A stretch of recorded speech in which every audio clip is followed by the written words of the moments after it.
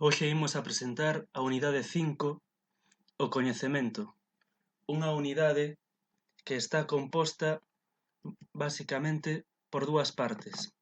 Unha parte adicada a que é a verdade e outra parte adicada á filosofía do coñecemento.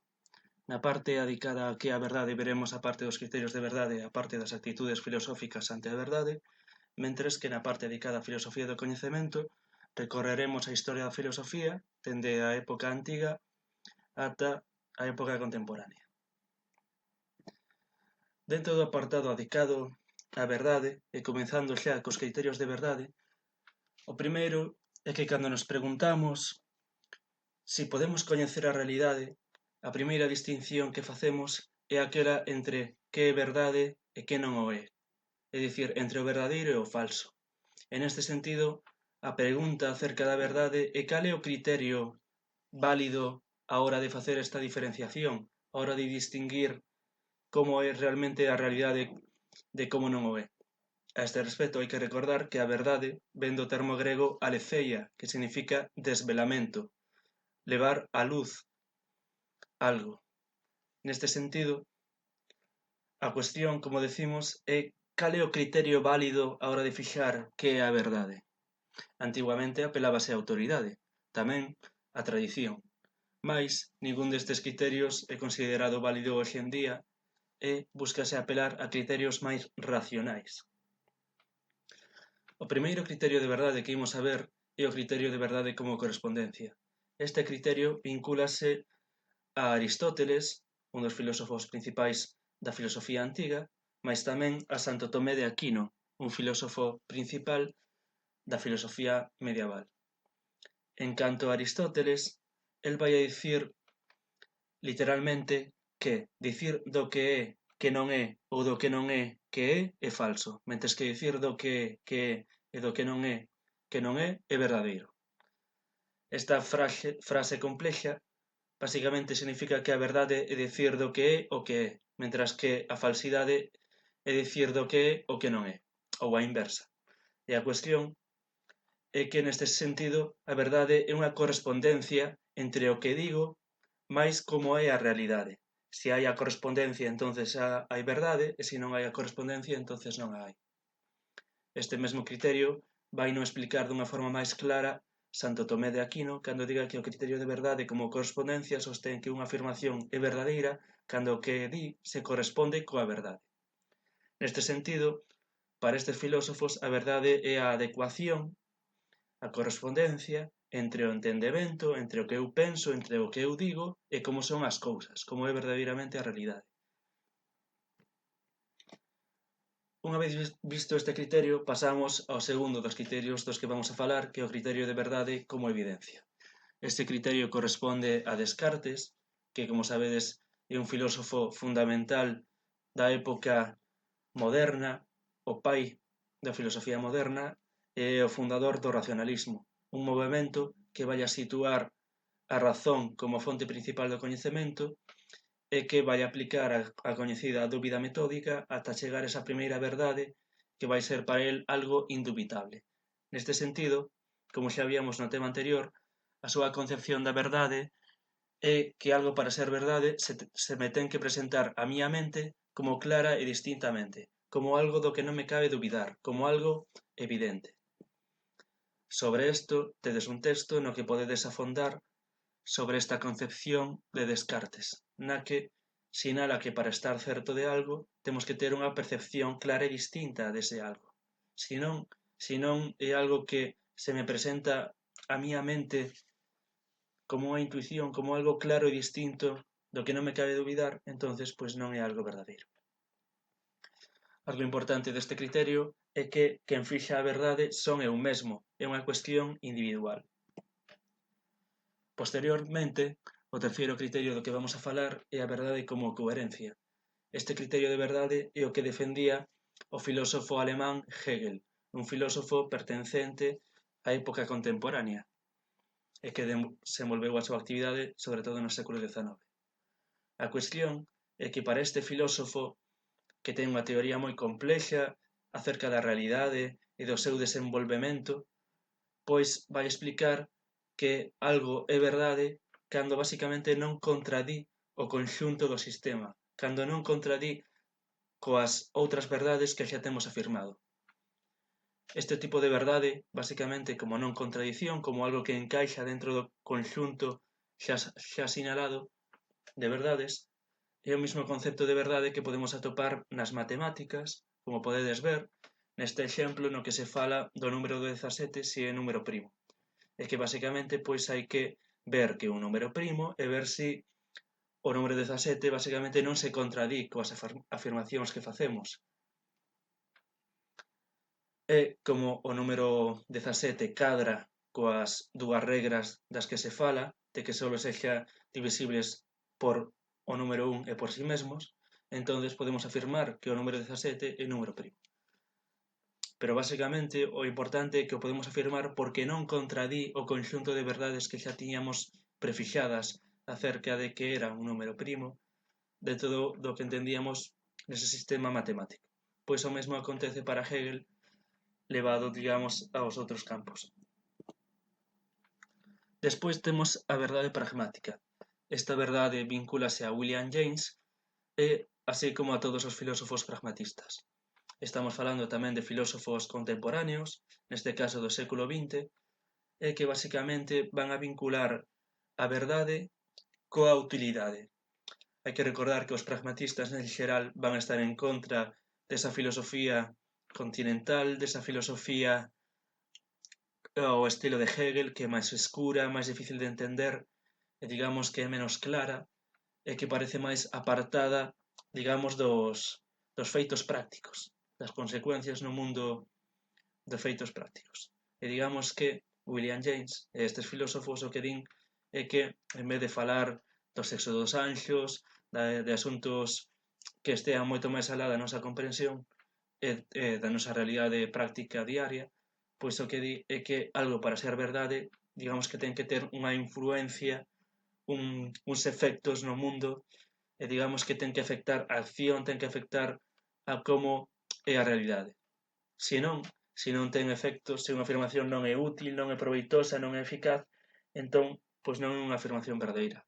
Digamos que non nos interesa que o sexa. Por eso esta é unha concepción moito máis vinculada á práctica, á utilidade, a que algo, digamos, teña unha intervención, unhas consecuencias no mundo.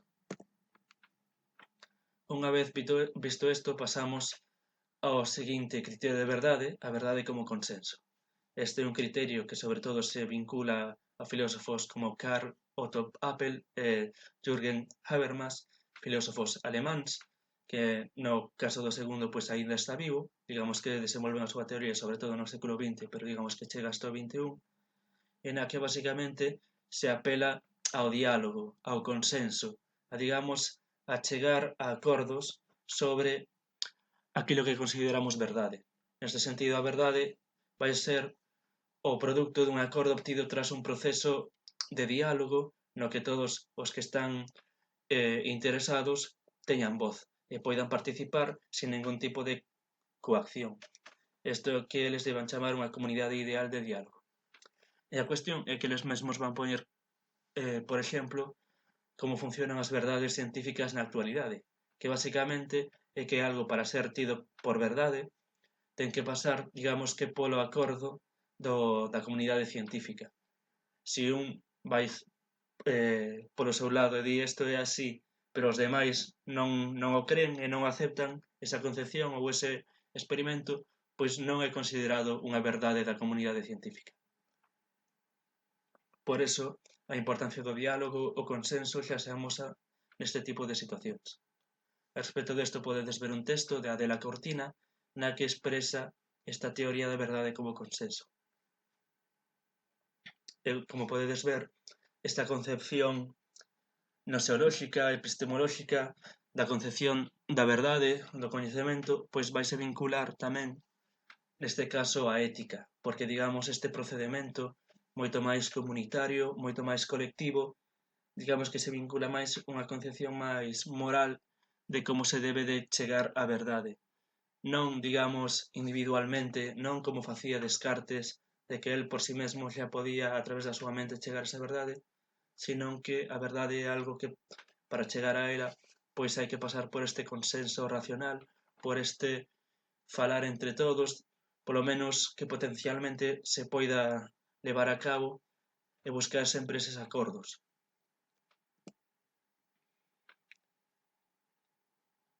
Unha vez visto isto, pasamos ás actitudes filosóficas ante a verdade.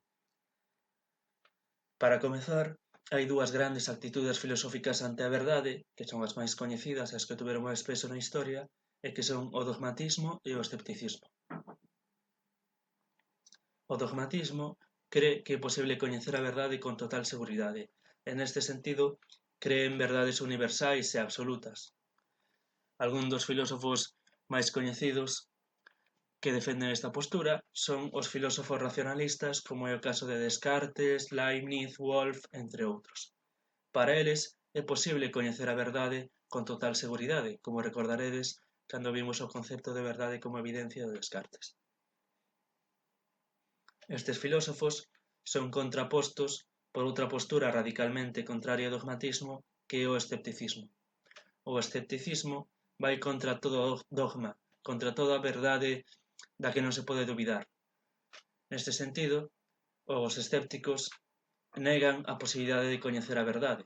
Neste sentido, negan calquera tipo de verdade, absoluta, relativa ou de calquera carácter. Para un escéptico a verdade é algo inalcanzable, e máis no caso da verdade absoluta. O máximo que podemos coñecer son afirmacións probables, verosímiles, e digamos que os filósofos que se encardan nesta tradición son Gorgias, Pirrón, Sexto Empírico, Montaigne e David Hume. A respecto desto, pois, Hume, como sabedes, é un dos filósofos fundamentais do empirismo, e digamos que o empirismo, que busca que o coñecemento se base na experiencia, sempre digamos que vai a ser contrario a estas posturas racionalistas nas cales a razón o pode todo podemos coñecer. Para os empiristas, e sobre todo para Hume, isto non é así. O noso coñecemento sempre é limitado, a razón non ten ese poder absoluto. O noso coñecemento limítase á experiencia e, ademais, en base ao que sabemos, non podemos predecir con total seguridade que vai acontecer no futuro. Por eso, se asocia o seu pensamento ao escepticismo.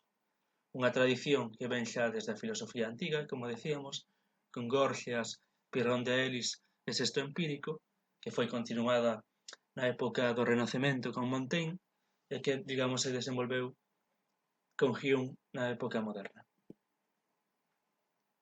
A continuación tedes un texto de Sexto Empírico. Hai que sinalar que Sexto Empírico foi un filósofo fundamental a hora de recuperar todo o que é a postura escéptica, xa que el se interesa moito sobre os textos de Pirrón de Elis, que, digamos, foi o fundador desa escola, ou non tanto escola como esa tradición de pensamento escéptico que xa, sobre todo, se desenvolveu na época helenística, máis que tamén ten os seus precedentes, como víamos, en filósofos sofistas, como era o caso de Gorgias.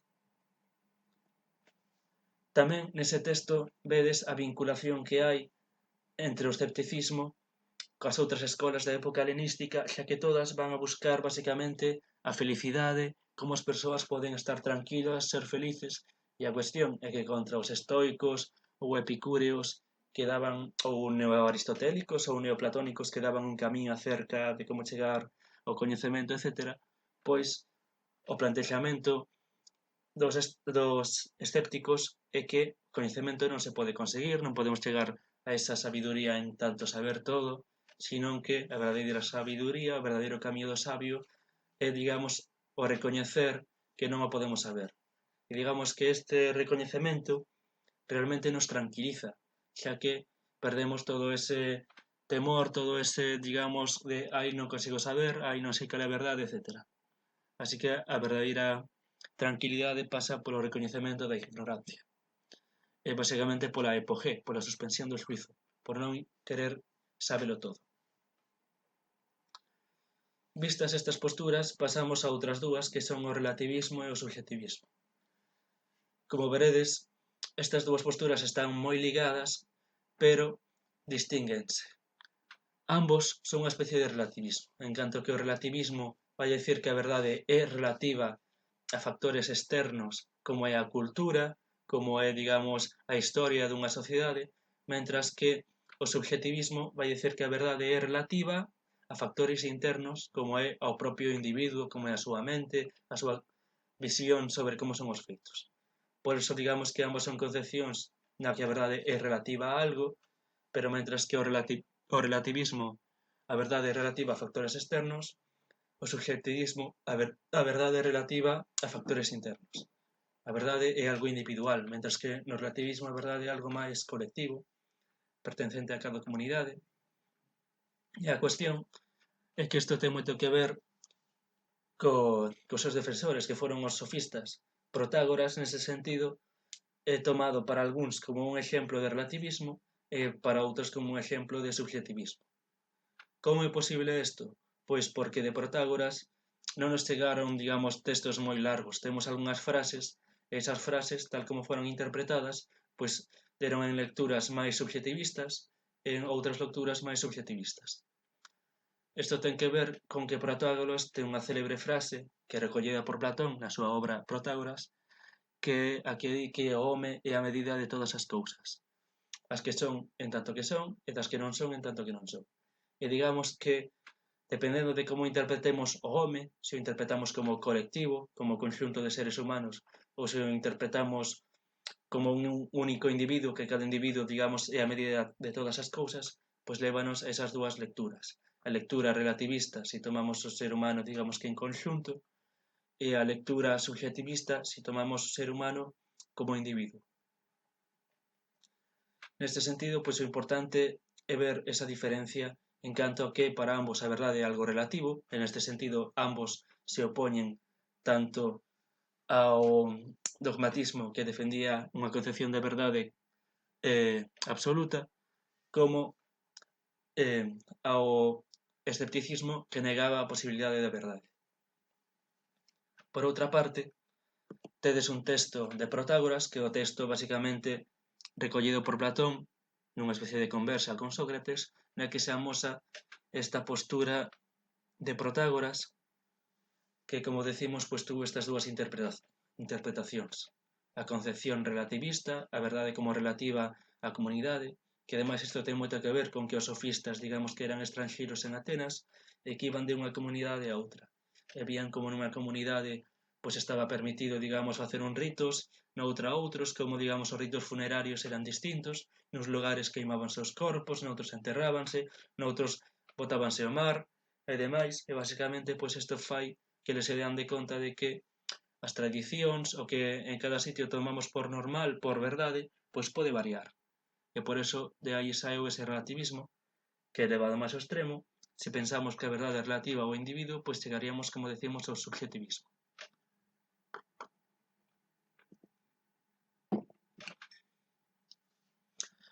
Despois, pois, tedes unha diapositiva na que se afonda nesa diferencia entre o relativismo e o escepticismo.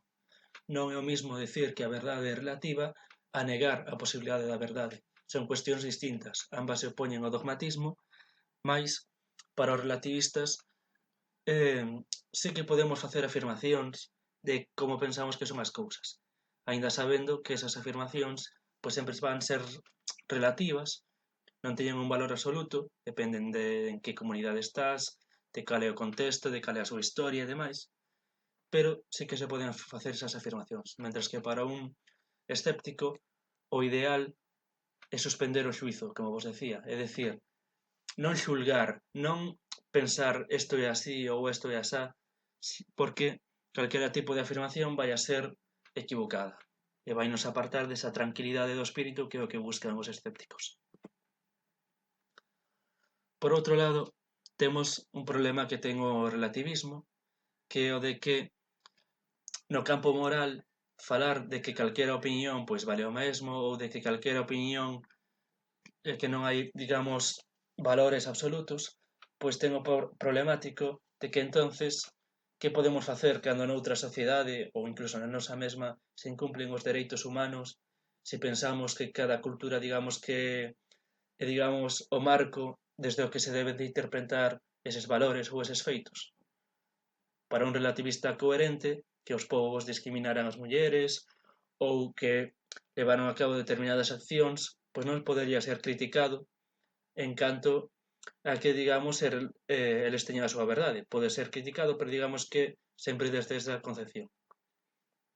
E para moitos isto é problemático en canto a que consideran que hai uns valores, unha serie de dereitos humanos que temos en tanto que seres humanos que digamos que non se nos pode poñer en cuestión en ningún tipo de sociedade.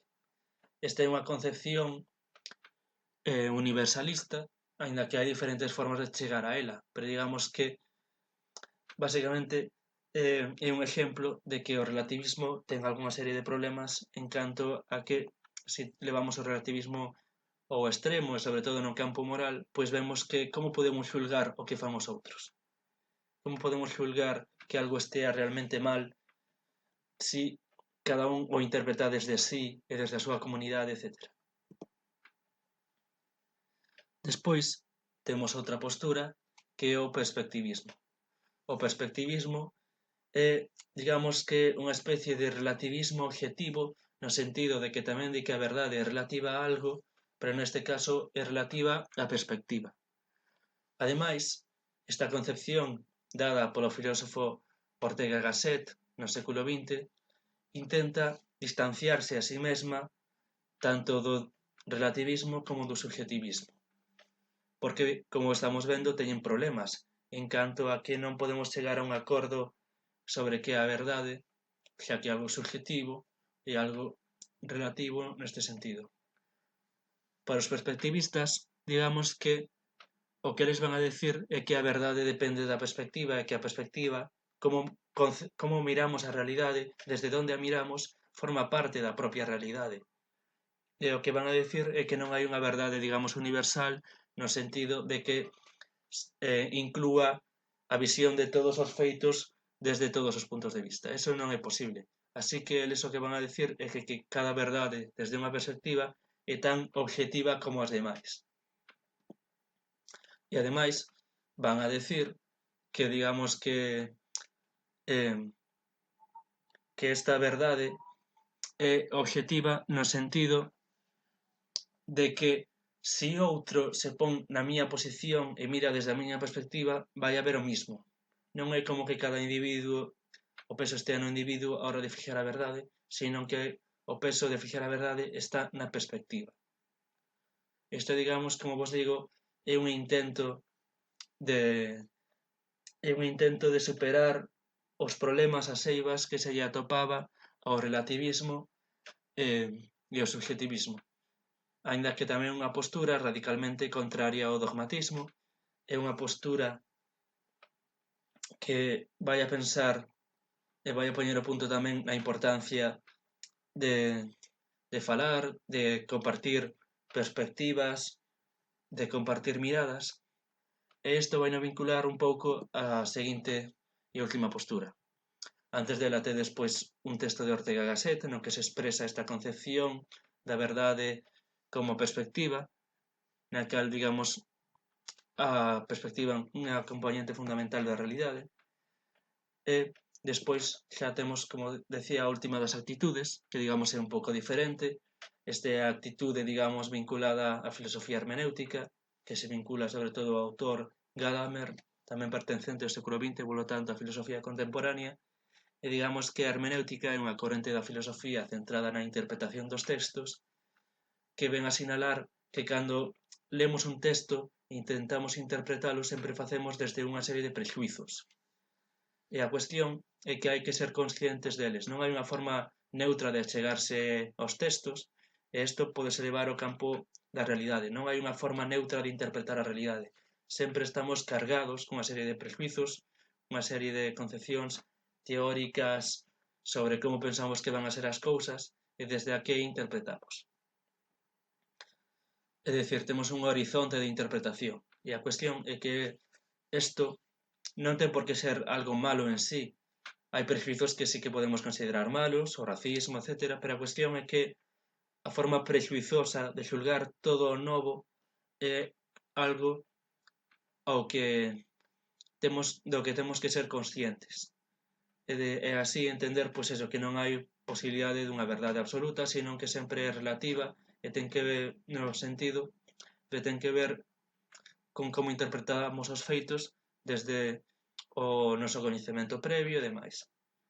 Digamos que esta concepción, pois, tamén se achega, pois eso, ao perspectivismo en canto a que fala da fusión de horizontes, como unha maneira de, digamos, chegar a acordos sobre que é a verdade, partindo de que a verdade pois non é algo absoluto.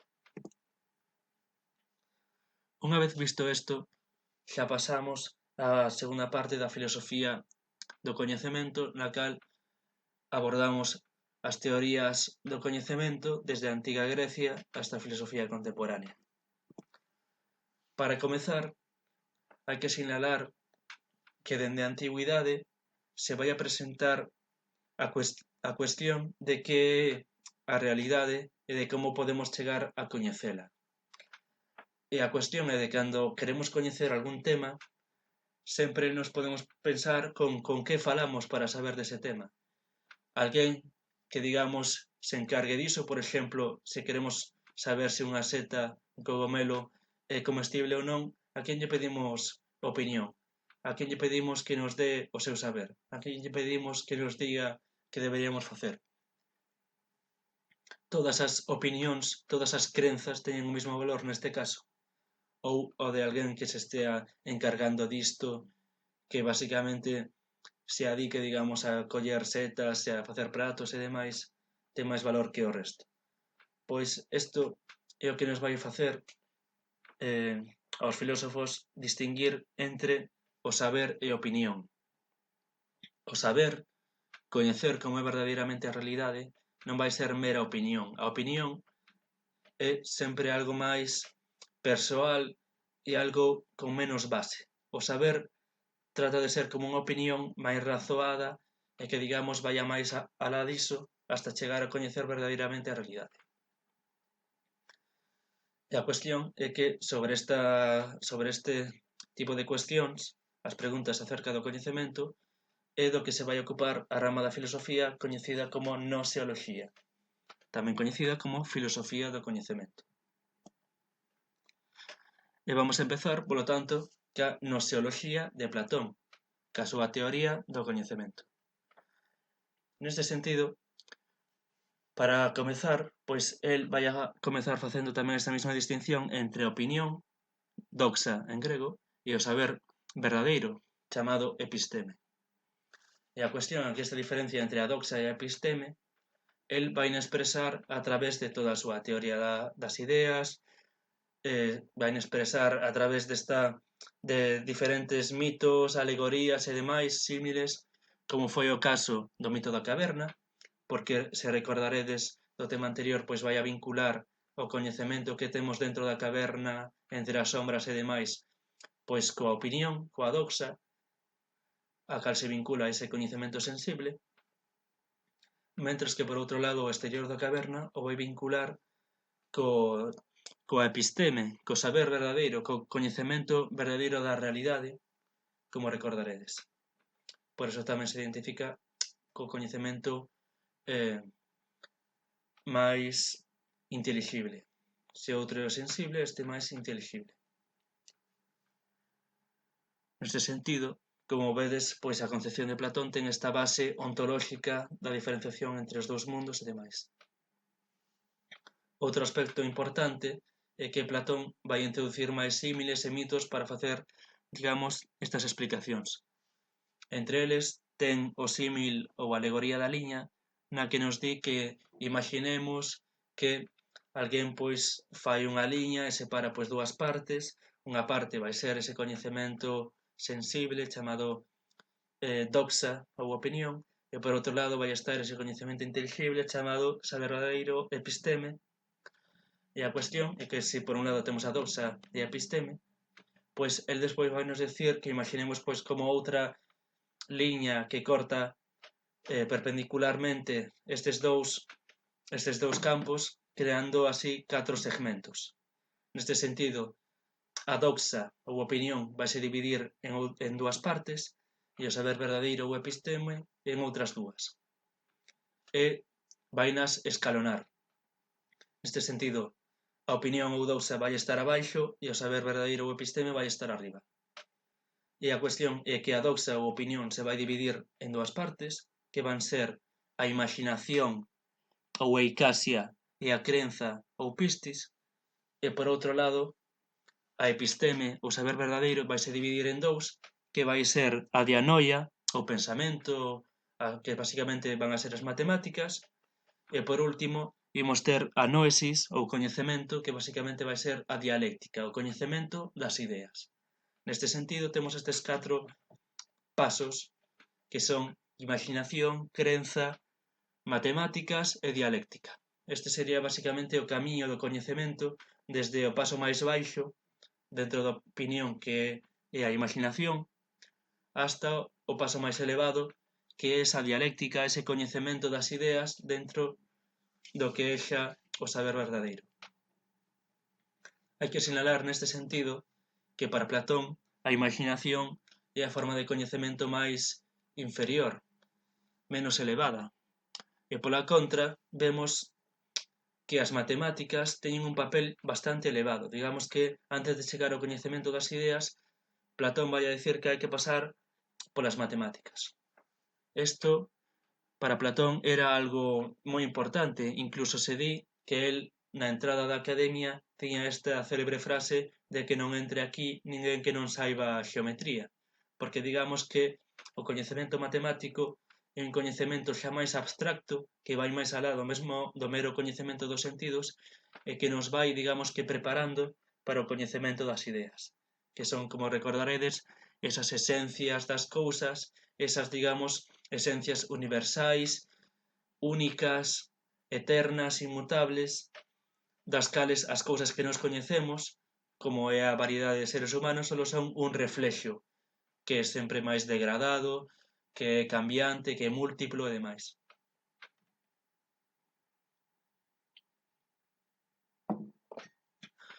Tamén recordaredes o que xa vimos da teoría da reminiscencia en canto a como Platón explicaba que a nosa alma xa coñecera a realidade, as verdadeiras, digamos, esencias das cousas no mundo das ideas e despois, pois, caera en desgracia e se unira ao corpo no mundo sensible e olvidara todo.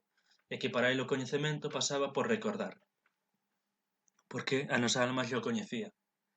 E a cuestión é que para recordar, pois hai que ir escalando, non?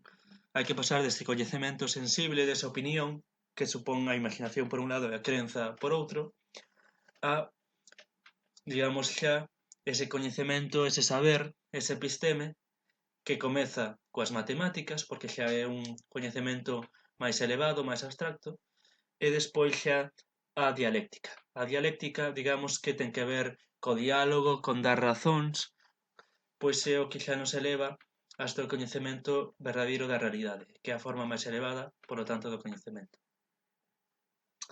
Tedes aí tamén un esquema sobre a alegoría da liña na que se sinala cales son os obxetos destes 4 pasos do coñecemento. O obxeto da imaginación, basicamente, son as imaxes. É o que nós nos imaginamos acerca das cousas que o mellor non estamos vendo directamente.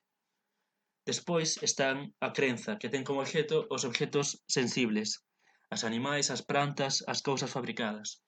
Cando eu, por exemplo, estou mirando unha botella de auga, pois este coñecemento para Platón era unha crenza. Eu creo que coñezo esta botella de auga, pero realmente é un coñecemento bastante básico. E lo que nos di é que despois temos que sair, digamos, dese coñecemento no que todos acostumamos estar, que é o coñecemento das crenzas, a piscis, que pensamos que coñecemos, pois, un gato, un can, as outras persoas, polo que, digamos, captamos delas a través dos nosos sentidos, e di que hai que elevarse, e para elevarse primeiro hai que pasar ao pensamento, á dianoia, que ten como base, como obxeto, pois os obxetos matemáticos, os números, figuras geométricas, relacións matemáticas e demais. E só tras este largo camiño acabaremos chegando á noesis, ao verdadeiro coñecemento, que é o coñecemento das ideas, a dialéctica, e na cales pois coñecemos a idea de ben, a idea de beleza, a idea de xustiza e demais.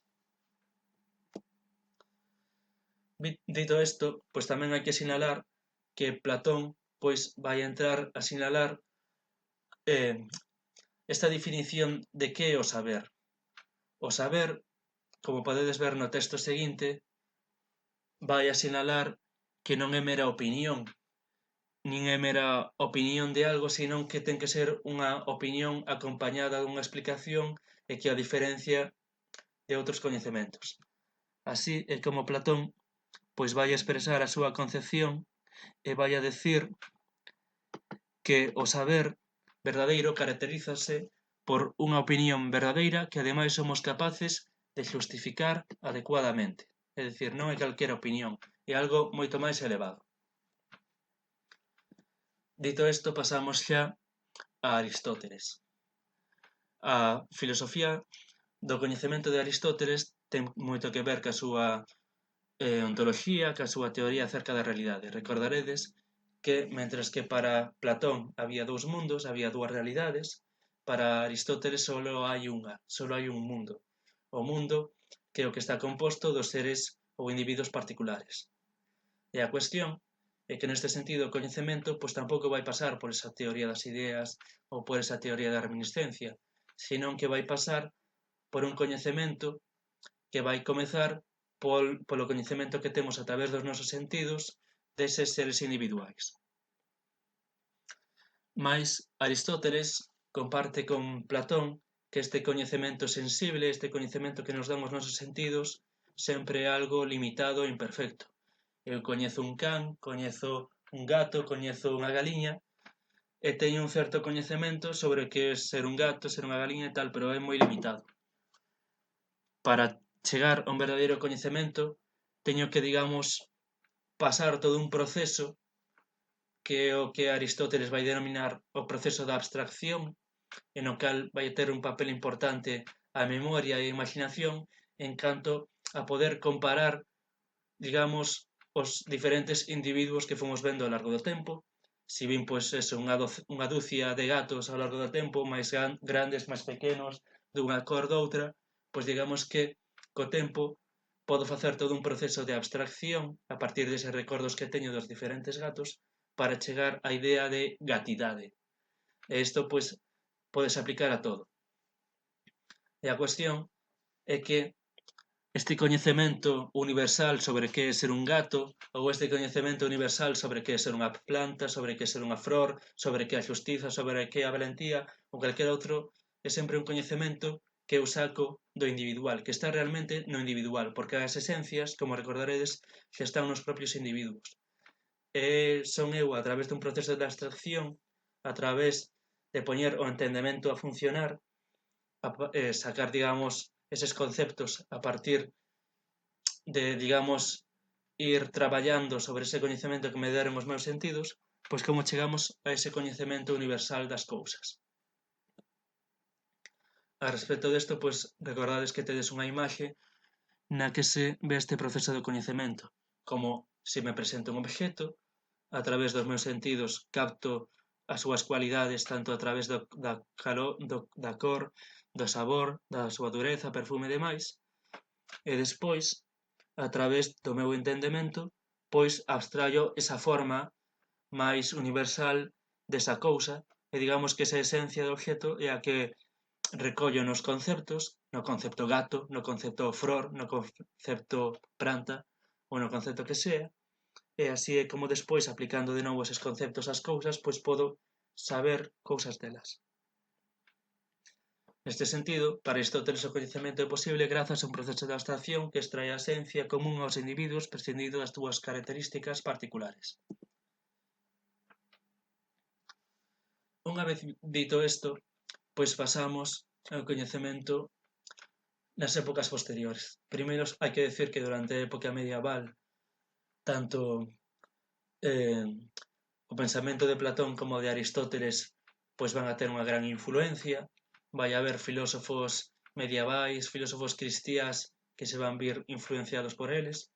Por un lado vamos a ter a San Agostinho de Hipona, que se vai influenciar por Platón e vai a basicamente defender a súa concepción das ideas, pero introducindo o elemento de que é Deus quen ten na súa mente estas ideas.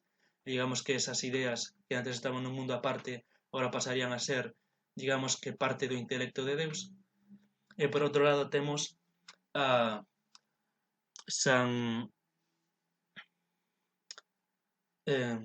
Santo Tomé de Aquino, que basicamente vai a tomar a influencia de Aristóteles, e que, como xa vimos cando falábamos do seu concepto de verdade como correspondencia, pois Santo Tomé de Aquino vai a dicir que o que garante que se dé esa correspondencia entre o que eu penso e como son as cousas vai a ser Deus.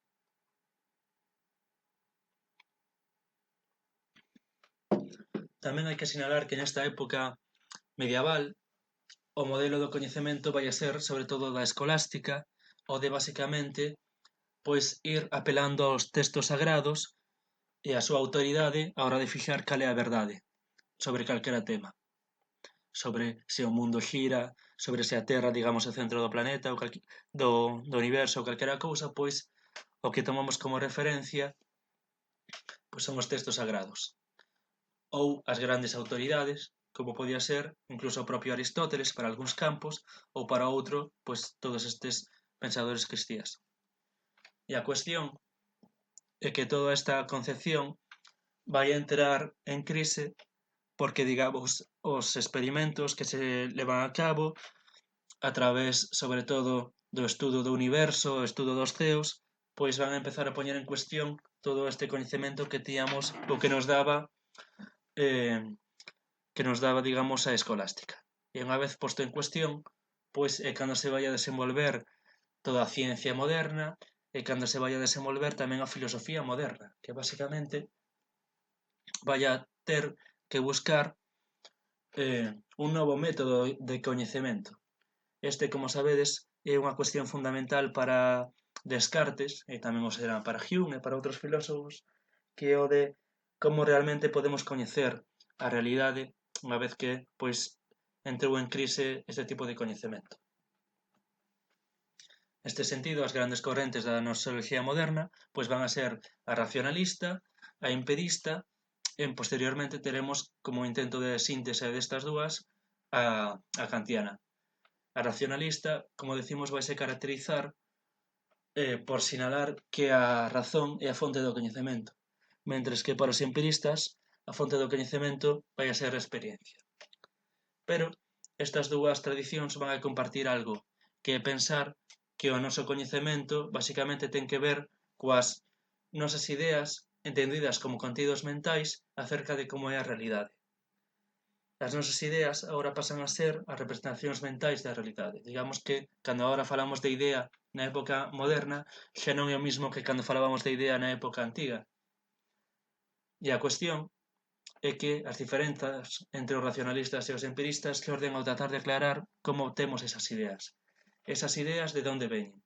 Esas ideas xa estaban na miña razón, na miña mente, desde que eu nazco, ou é algo que eu vou adquirindo co paso do tempo a partir da experiencia? Pois esta é a gran pregunta da modernidade e a gran pregunta da filosofía moderna, sobre todo en Descartes e en Hume.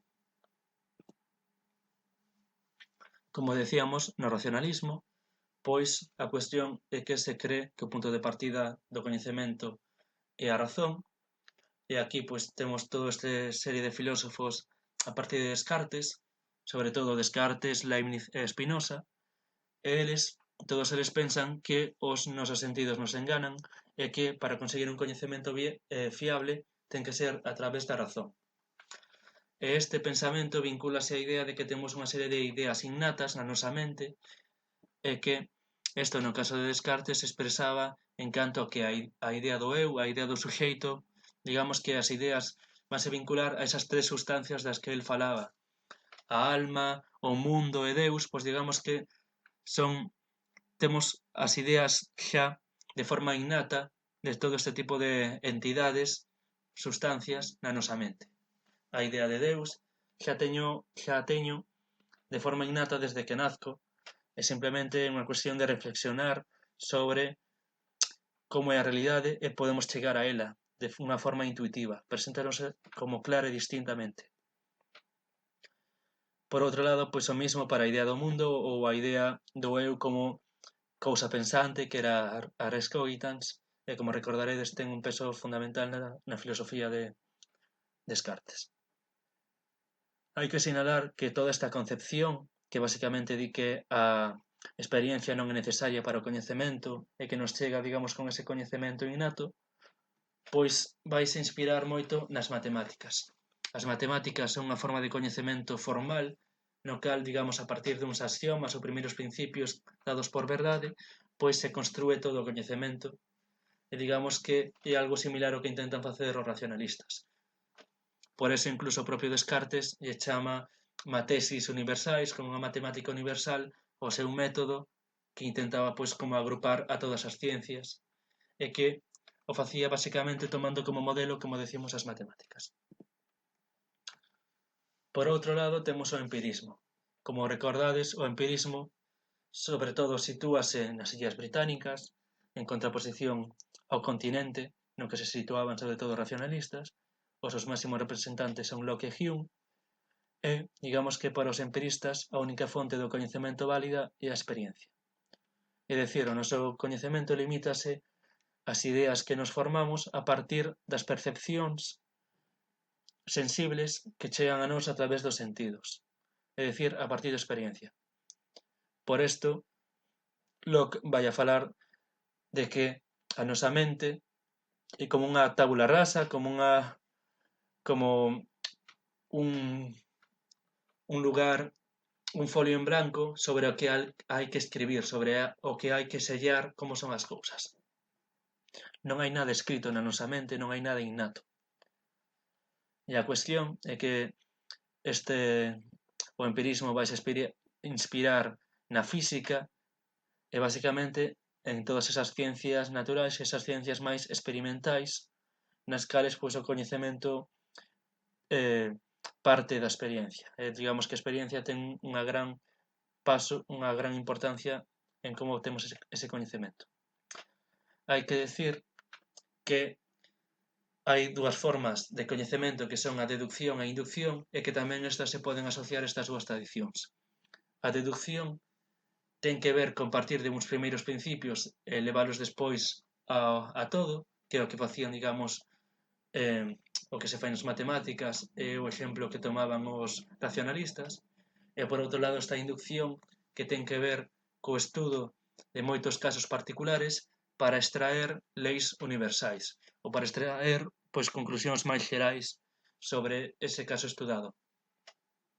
Por exemplo, se vou ao parque e estou vendo un montón de cisnes durante un montón de días, vistos máis de 100 cisnes, vexo que todos son brancos, pois podo chegar á conclusión de que os cisnes son brancos e que, polo tanto, non hai cisnes negros ou doutra cor.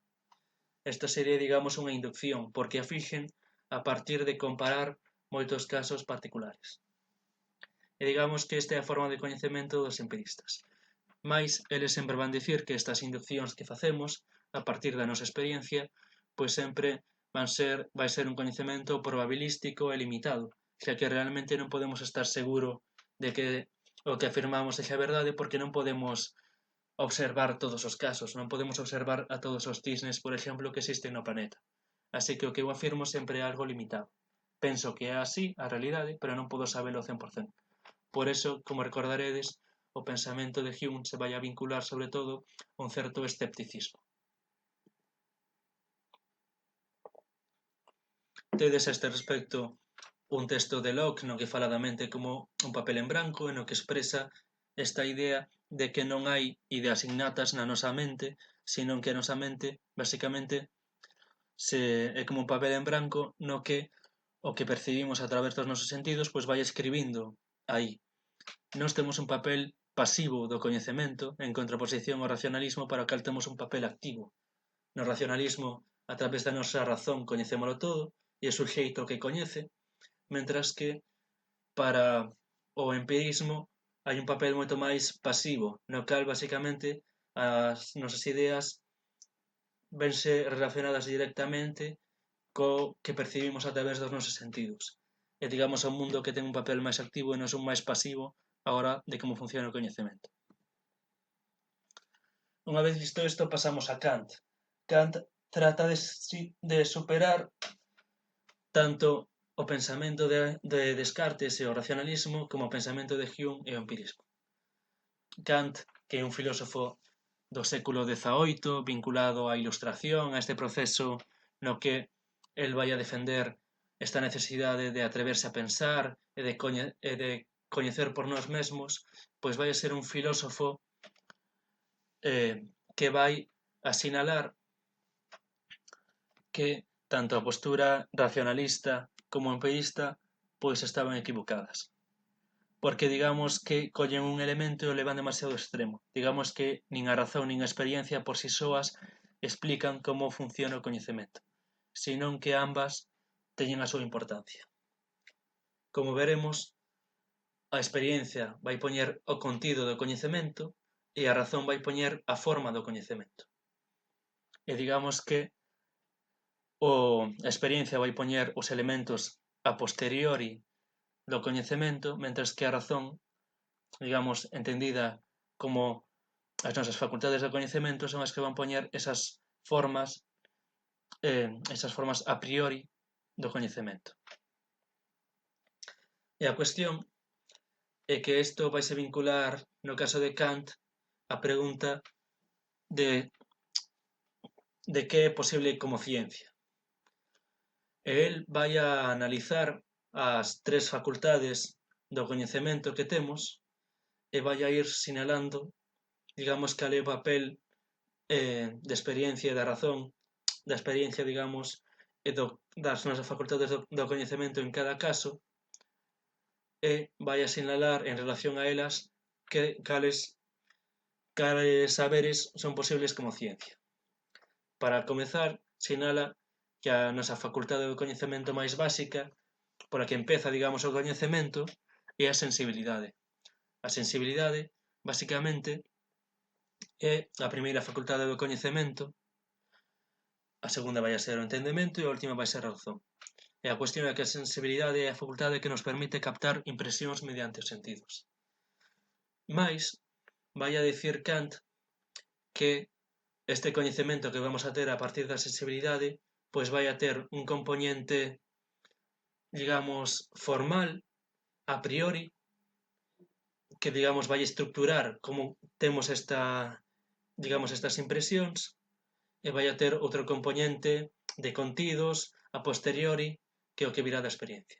Digamos que a partir da experiencia cheganos unha serie de impresións e que a través das formas a priori da sensibilidade pois vamos a espazo-temporalizalas. Digamos que lle vamos a dar forma.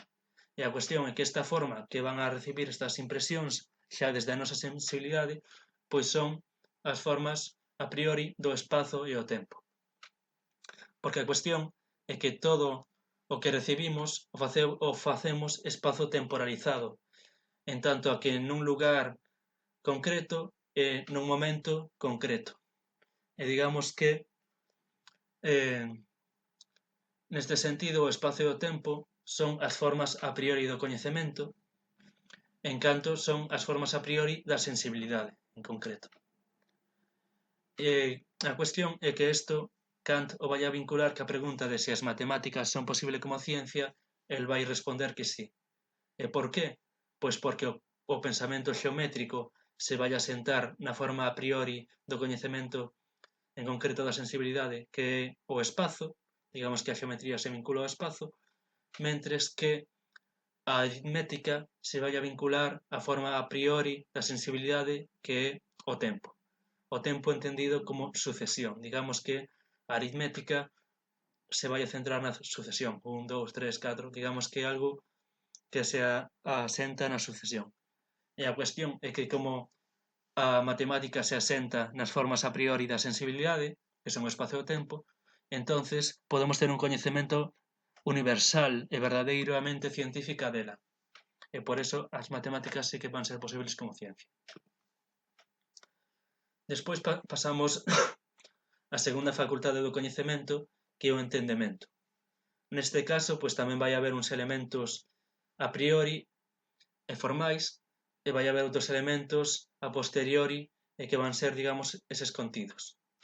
Os contidos da sensibilidade basicamente van a ser esas impresións espazo-temporalizadas que nos chega da nosa sensibilidade, E por outro lado, as formas a priori van a ser as categorías. Que son as categorías? Pois son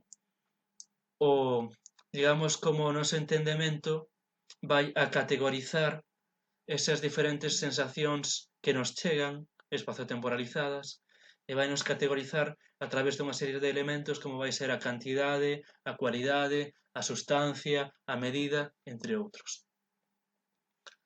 E a cuestión é que neste sentido dúas das categorías máis importantes van ser a de substancia e a de causalidade. A este respecto hai que apuntar a cuestión da causalidade, é unha cuestión fundamental para, sobre todo, no debate que xa había entre os racionalistas e os empiristas. Para os racionalistas a causalidade é algo que se dá de sí e que digamos que a través da nosa razón entendemos como é a realidade e podemos facer prediccións, basicamente porque se guía polo principio de causa e efecto. Sabemos que se facemos algo vai a ter unha serie de consecuencias. E se sucede o fenómeno A, pois se vai a derivar deso o fenómeno B. En cambio, os empiristas van decir que esta relación de causa-efecto, esta relación da causalidade, é algo que, digamos, nos imaginamos porque o vimos algunha vez, temos a costume de que despois de A pasa B, pero van a decir que non podemos estar seguros de que sempre vai a ser así. Digamos que sempre é algo, por eso din que o coñecemento é probabilístico e teñen esta actitude máis escéptica.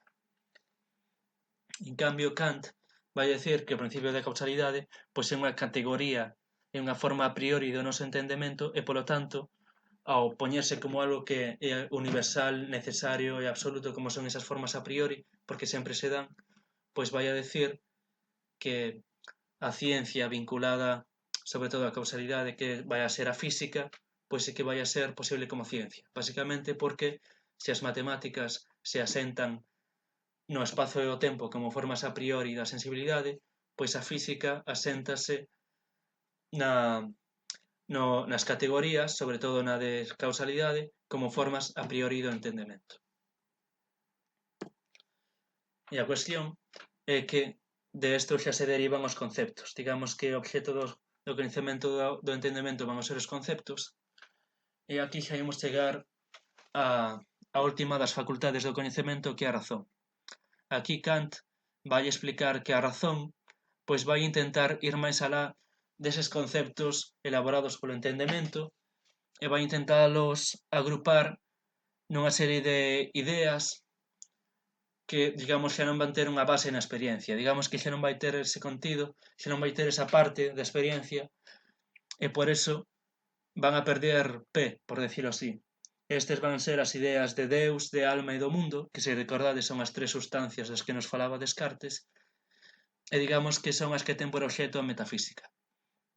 E o que nos di Kant é que a metafísica non é posible como ciencia, xa que digamos que a razón non ten donde asentar esas ideas que ela elabora. Porque a cuestión é o que nos di Kant é que estas ideas que elabora a nosa razón pois se intentan voar máis alá de donde poden e van máis alá do límite do coñecemento que vai ser a experiencia. Por isto se vincula con que Kant vai a introducir as obras de Kant, como sabedes, moitas delas chámanse crítica de algo, como crítica da razón pura, crítica da razón práctica, crítica do xuizo, e a cuestión é que el fala de crítica no sentido de sinalar cales son os límites de algo, cales son os límites da razón e demais.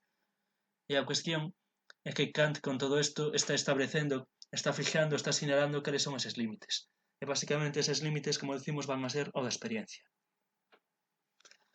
E isto vai levar a Kant a facer unha distinción entre a realidade tal como eu a coñezo, tal como eu a podo coñecer, a realidade fenoménica, e por outro lado a realidade en sí, a realidade en sí mesma, que é a realidade nouménica, é o nouménico. E a cuestión é que o nouménico é imposible de coñecer. Non podo coñecer como é a realidade en sí, senón que só podo coñecer a realidade tal como se me amosa a min, tal como eu a podo coñecer, por como funcionan as miñas propias facultades do coñecemento. Solo, digamos que teño unha serie de filtros. Teño o filtro da espacio-temporalidade, teño o filtro das categorías, e digamos que Isto leva a que eu non poida coñecer a realidade na súa totalidade en si mesma, senón tal como a miña propia mente a pode comprender. Aquí tamén vemos pois o importante papel que ten o suxeito, algo que tamén pasaba en Descartes e que se vai a contrapoñer con moitas teorías filosóficas desde a antigüidade e tamén o empirismo en canto a ese papel pasivo no coñecemento do suxeito.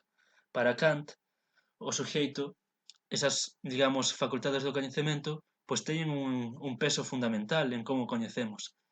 El mesmo, ao defender a súa postura, vai decir que é un gran xiro da forma de entender a realidade, digamos, poñendo o suxeito por diante no proceso do coñecemento, di que é un xiro similar ao que deu Copérnico ao facer, digamos, a súa defensa da concepción eh, eh, eh, heliocéntrica. E basicamente, en canto a isto, pois podedes ver un texto sobre a revolución copernicá no coñecemento, no que Kant explica, digamos, a súa postura en relación pois a ese xiro, a ese darlle a volta, a relación entre o suxeito e o obxeto, entre o espectador e as estrelas no caso de Copérnico e demais, e que Kant di que el fai o mesmo no caso da metafísica, no caso da teoría do coñecemento e demais. Para rematar, solo quedaría apuntar que na filosofía contemporánea basicamente vai haber dúas tendencias. Mentras que algúns filósofos como Habermas van a intentar, digamos que, reelaborar a súa teoría do coñecemento adecuando aos últimos descubrimentos científicos e, digamos, manter tamén unha teoría na que o coñecemento pois pode ser universal, válido, necesario. E por outro lado, hai outros filósofos vinculados sobre todo a todo este momento da posmodernidade que van a abrazar o relativismo, van a negar a posibilidade de verdades absolutas, van a dicir que estes grandes relatos, a religión, a ciencia, a filosofía, pois caeron, xa non se sosteñen, e neste sentido, o fin da modernidade vincúlase ao fin tamén da posibilidade do coñecemento universalmente válido. E con isto rematamos.